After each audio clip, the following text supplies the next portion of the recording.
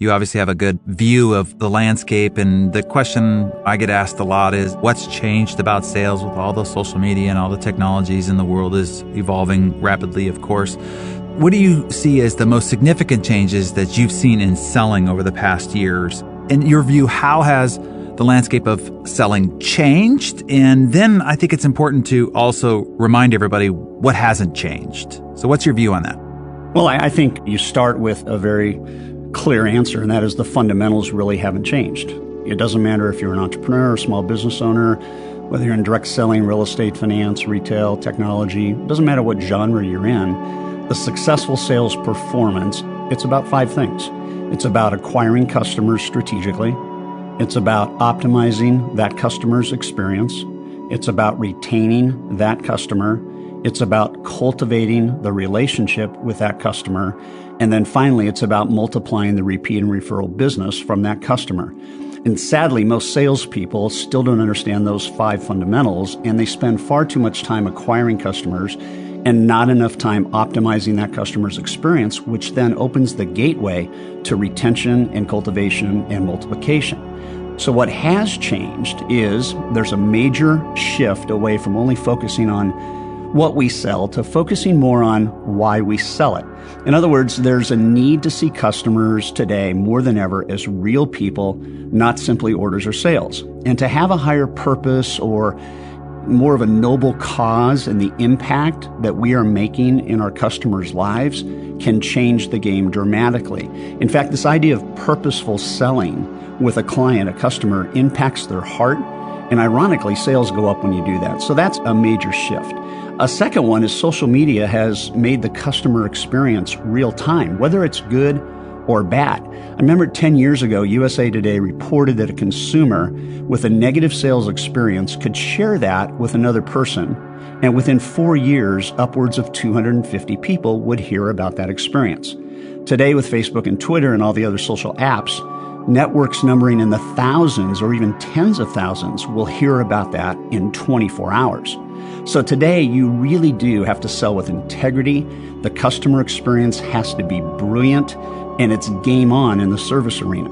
Now, the positive side of social is also there too, that with the positive experience, more and more people hear about it, and that helps feed the acquisition funnel.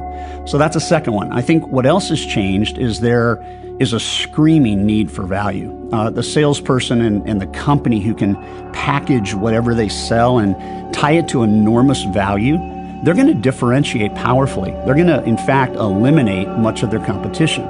So the idea of change strikes fear in the hearts of most people. So I want to turn fear into inspiration. Change is a good thing in the business world. In fact, there are many reasons why we should embrace change when it comes to our sales process and efforts.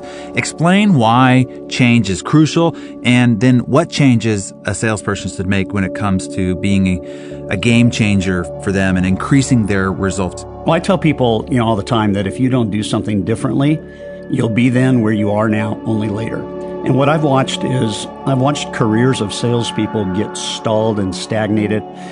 I've watched them take far too much time to get the kind of results that they could get. I've watched painful existences of rejection and denial and all those things that really cause for so many people sales to be hard. Sales should be fun. Sales should be something that you enjoy doing. Sales should be something that when you wake up in the morning, you are game ready. I think in selling, it comes down to maybe 5 critical things. One of the things that you have to really, really be great at is how do you position your product or service to a prospect in a really powerful and compelling way, and use this idea of something unique, this unique selling proposition or value proposition to really draw them in. We're told today that somewhere between 1/10 of a second to 7 seconds is about all you get to have an impression formed. So how good are you at making in that first call or that first point of impact, how good are you at really creating substantial attraction to you and your product? Another one that I would say, change here. Too many salespeople try to set too many appointments. They try to be everything to everyone. And so the question is, if I were to change how I set appointments and the effectiveness of how I convert those appointments to meetings and relationships, How fewer people would I need to call on? So a change around productivity of appointment setting, with prospects and decision makers. What's my conversion rate? If I have to talk to 4 people a day and my conversion rate to an appointment is 1, what would happen if I converted 2? And, instead of taking it from 4 to 8, which would double my time consumption, I double my effectiveness in setting the appointment. Another is what we call the high trust interview. And how good are you at really learning everything important to a prospect before you sell them or pitch them or present your product or service? And we know that one of the things you want to measure is trust. So if somebody could trust you at level 10, and you close, you're going to hear yes more often. If they don't trust you at level 10, you're going to get resistance and objections, and you're not going to close as many, which means then you have to keep seeing more people. So that would be a third thing. A fourth, and this is huge, is how good are you at closing the sale and cementing the relationship?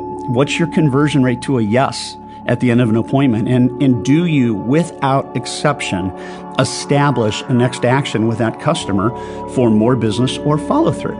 And then finally, the biggest change that I see salespeople really needing to make is a change in productivity. And the question is, are you spending at least 70, 80% of your day actively selling to new clients and or to the clients you've already served who you want to generate more repeat and referral business? If salespeople got really good at those 5 things, Darren, off the charts performance, it would change their life and their client's life forever. So Todd, you've talked about 5 great ideas of things that salespeople should do. I want to talk about some things that they shouldn't do. Things that end up killing their sales without them maybe even knowing it. What would you say are the top 5 things that salespeople do to kill their own sale, and how they can now, based on your advice, go about avoiding that? Well, clearly there are 5 that just kind of stand out for me in all the research we've done and all the years we've spent doing this. Number 1 is posing. And posing is defined as trying to sell instead of training to sell. And so the way you overcome posing, instead of just going out and winging it and giving your best effort and see what happens, what you do is you train. You train rigorously. You overtrain to be really good at selling. And that can be a decision where you spend a half an hour a day or an hour a day just making sure you're learning how to do the art and the science of the sale. So that'd be 1. A second one that kills the sale is gambling. And gambling is defined as making unplanned calls on unknown customers. And so the way that you avoid that is you get into a very clear targeting plan. And doing business with the wrong prospect can kill your sales business. If you have multiple wrong prospects because you haven't been focused and targeted, then your sales career, your sales call, your sales experience, it's all negative. Number 3 is skimming. And this is a big one, staying shallow instead of going deep. And so one of the ways to increase sales productivity and one of the ways to get more people to say yes and to have less resistance and objections is to go deeper in your conversations. If you slow down the conversation, you'll speed up the relationship. And so we always encourage people to not stay on the surface because that produces superficial results. Instead, go deep, which produces extraordinary results because you connect with the person, and then once you connect, converting is easier. Stalling, looking for new customers instead of following up with your current ones. We do this magnificent job. I mean, every business needs an acquisition intake valve of potential clients, right? And we do so much to get them, and then all of a sudden we don't do as much to keep them. And so stalling is this constant acquisition mindset instead of retention. And that's important. And then finally, stagnating. Just the idea that you lose your edge by neglecting your growth. And, what's your learning rhythm? What are you doing every day to own your trade? And I think Earl Nightingale said that if you study your trade for an hour a day for 3 years, you'll be in the top 10% of your competition. And so those are 5 that come to mind fairly quickly. So Todd, I have to ask you to address one of my biggest pet peeves when it comes to selling. I see so many people in sales resort to begging as a method of selling to try to engage with a client. I can't believe they're doing it. So tell us what leads people to begging and your suggestions that you would offer about how to avoid getting themselves in that position altogether. It's a great question. Darren, a needy salesperson is generally not needed.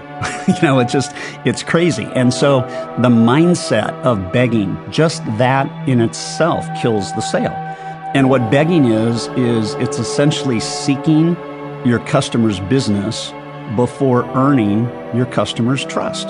And, early in my sales career, I remember some of the training that I went through, and the guy made a big point. He said, just ask for the business. Just ask for the business. Just ask for the business. And, I agree that asking for the business is a strategy. But if you're asking and you're not earning, it's begging. And I started realizing that, I could ask for the business all day long, but if I haven't earned their trust, they're not going to say yes. And so begging, if you unpack it, it's systemic to a bigger issue. And it comes down to, I think, two things, essentially, that salespeople, business owners, entrepreneurs who employ them have to get their head around. So number one, without question, is lack of a predictable sales process. When I got into selling professionally, I remember that I spent 13 weeks learning what a predictable sales process was. And since then have done research about every other year for 22 years on what is that sales process, how's it changed, and how good are people at it. When I perfected that process, my income went up 400% in the first month just by learning a process. Having taught millions of people this process now, it's amazing to see how much money's left on the table because people don't know what they're doing. So it comes down to 8 steps. If you know them and you execute them, you don't have to beg. So the 8 steps to a sales call, and I'll go through them fairly quickly. One is preparation. 47% of salespeople do that well. 1 out of 2 don't. Positioning is when you get to a client's place of business and you're going to start your first call off. How well are you at setting the value hook? 34% are good, 66% are not. Every salesperson on the planet has been taught number 3, discovery, which is asking questions. So you wouldn't be surprised that 51%, it's the highest number positive of people that do it, but it's still only half of the sales universe do a pretty good job at asking questions. The 4th is called building trust, and it's taking the questions you learn in step 3 and then deepening your understanding, awareness, and the performance optics that the client wants from you in those need areas. So it's taking one idea and then unpacking it and go deeper and deeper and deeper.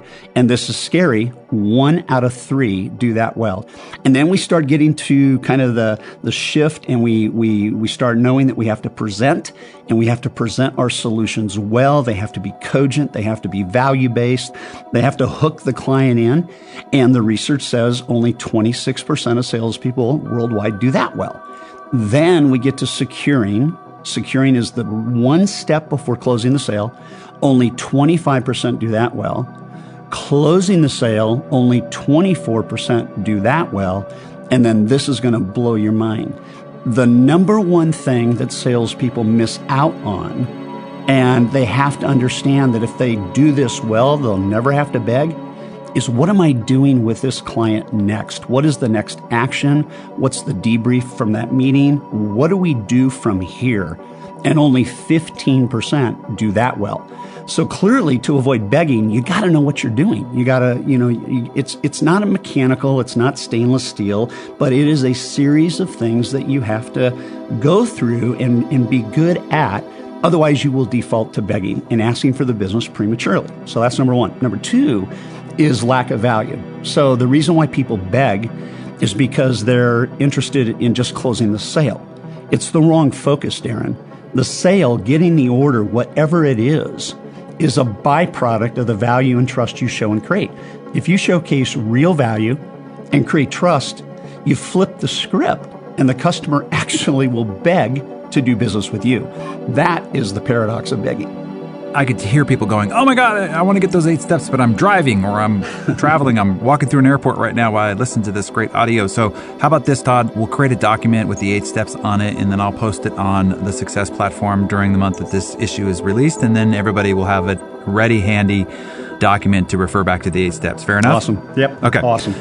All right, I just want to be sure, Todd, that we're dragging everybody along with us here in this discussion. Anybody that might be thinking, this doesn't really apply to my type of sales, whether it be B2C, B2B, what have you. So one thing that is the epicenter, no matter who you are, what you sell, what industry you're in, is that ultimately successful sales outcomes come from great habits. So give us some insight to some of the habits that successful salespeople deploy daily that can accelerate everybody's sales success. How would you boil down those key habits? Well, again, with the dynamics and the landscape being kind of wide and different for different sales situations, I'll keep it pretty simple. The key is that if you want to make more money, you have to do more of what makes you money. And I know that sounds ultra simplistic, but in our research, it's fairly scary that any person who's listening to this that has a product or a service that you're going to sell, where you have to find customers and you've got to hunt and you've got to get the customers in, we don't do enough of the right things. So the key is pretty straightforward. So number one, I would say, is that a habit is successful salespeople sell most of the day. So one of the goals that anybody would have is over time, a month, 2 months, a year, 2 years, move the needle on how much time you're actually selling. There is a statistic out that we get, and we do this about every 24 months from Proudfoot Consulting. And this study is staggering. It's analyzing salespeople and showing, Darren, that on average, salespeople spend only 1/5 of their day actively selling, prospecting, or closing sales. So the entrepreneur, the owner, the individual salesperson, the more time you spend selling, and then to earlier points, the better you are at the sale, the more money you'll make. So that's number one. Number two, huge habit, top salespeople do not do non-income producing stuff. They automate it, they delegate it to assistants or team structures to free up their time so they can actually sell. So that would be a second habit of highly effective salespeople. A third is they have tamed and they manage technology. They don't let email interrupt them. They don't let general interruptions get in the way. They don't schedule meetings that aren't productive. These three things alone are stifling productivity globally. According to one set of research data, unproductive meetings just in the U.S. cost U.S. businesses $60 billion a year in revenue. So tame the technology, and then that gives you more time to sell. Another one is that they don't do business with people that are high maintenance. They don't do business with people they don't like. Their philosophy is life's too short to do business with people I don't like. So they fire those clients, or better yet, using one of your terms, they deselect them in advance so that they never have to fire them. Number five is there is a huge effort placed on taking care of the clients that already love them and spending time with those people that they've made a sale to, or that are constant clients. They're really nurturing the retention and cultivation piece rather than simply looking for new clients. By far, following up is another habit. One of the big takeaways, and we see it all the time, a difference maker in going from average sales to high performance sales is I'm really good at follow up. I have a system. And top producing salespeople realize that if I don't follow up with them, they're not going to follow through with me. So those are 6 things that I think are daily habits. And I would wrap all of that with a 7th habit, and that is learn and practice, learn and practice, learn and practice. We would not want a heart surgeon that hasn't practiced to do heart surgery on us, and salespeople need to understand you're toying with the heart of your client. You have to be good. So Todd, I'm going to use you to sell everybody listening here. Use your great sales skills to sell everybody listening here, because you too sell sales training. And I believe that the fastest and least expensive path to multiplying revenue and profits is sales training. Explain to everybody listening why sales training is so important for anyone, but especially for an entrepreneur starting a business. Why is sales training a must for every member of any team or of any organization? First of all, everybody sells in an organization, and selling the brand, selling the product, we're all doing it one way or another all day long. I mean, sales sells, customer service sells, marketing sells, advertising sells, fulfillment sells, operations sells, IT sells, everybody sells. So the effectiveness of those combined efforts should yield a brilliant customer experience, which then creates this kind of ultimate productivity output because the happy customer is now your sales force. So if I'm an entrepreneur and I own a company, I want everybody on my team to realize that every single customer we impact is a salesperson for us going further. And with social media today, that's powerful. So let me tell a quick story. There's a guy named Keith Davidson. He's an entrepreneur in Newport Beach where I live. He founded a restaurant called Mama D's Italian Kitchen, and they blow the doors off business as usual. But to your question and my point, it's packed every night of the week. Their service and food quality is so legendary that if you're not there by like 5:30, you have to wait 45 minutes. He believes that everybody in the organization sells.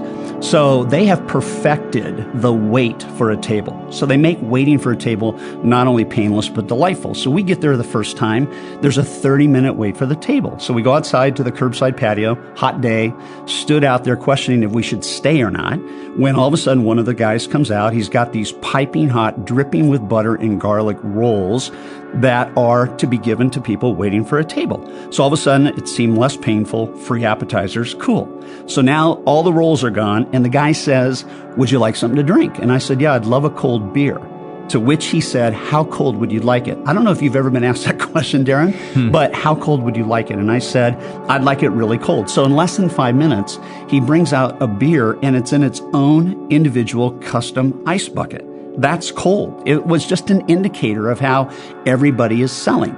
So then once we're seated and we start reading the menu, the server goes, "Would you like to sample our sausage of the day?" He's selling. So for the customer, that means more free snacks, and they're selling one of their main dishes. Then the chef comes over at the end of the meal and wants to make sure we're happy. And then he recommends next time we try the chicken parmesan. The chef was selling. Then on the way out, the hostess asked if she could make a reservation for our next visit. She was selling. So everybody in the organization sells, but they have to be trained to sell. So the reason why sales training is so important to the entrepreneur, it's really twofold. First, if the organization has a dialed-in sales culture, it accelerates results and it builds cash flow faster. Every entrepreneur on the planet would want to maximize the velocity of his or her cash flow. Second, it'll free up the entrepreneur and give, him or her more time to execute the vision of the brand, continue to focus on innovation and the things that will really make the company relevant in the future. If the culture is around selling and everybody does it, the business owner wins big, the customers win big, and obviously everybody on the team wins big. Fantastic. Well, Todd, just one last question for you today to end up this fantastic discussion. We've covered a lot of ground in our sales training from you today. Bring it all together by offering us a sales success mantra or a thought or a philosophy that will drive us forward even when we hit the proverbial wall that we are bound to encounter. What do you want us to remember as we march forward going from here? Well, I would love everybody to just get fired up about selling. I mean, the way that I treat customers is I want to do business with you. I want to love on you. I want to do whatever it takes to figure out a way to get you to say yes and be happy that you did. And so de-emphasize the need to sell. Emphasize the desire to serve. And if you do that, it changes everything. I would wake up as a salesperson just to make sure I had the right mindset. And I would say these words there: never give up, get better. Never lower your standards, improve your skills. Never say I can't, always ask how I can. Never be a victim, always claim a victory. Never compare yourself to others, only compare yourself to your best. And finally, in the world of selling, never look down, always look up. And if you follow that kind of thinking, success will follow you. Fantastic. Well, Todd Duncan, thank you so much for being with us here at Success. Beautiful job, and we enjoyed spending this time and learning the great insights on how we can improve our sales success going forward in 2015. Thanks so much for being with us, Todd. Awesome, Darren. Thanks for the chance. Appreciate it.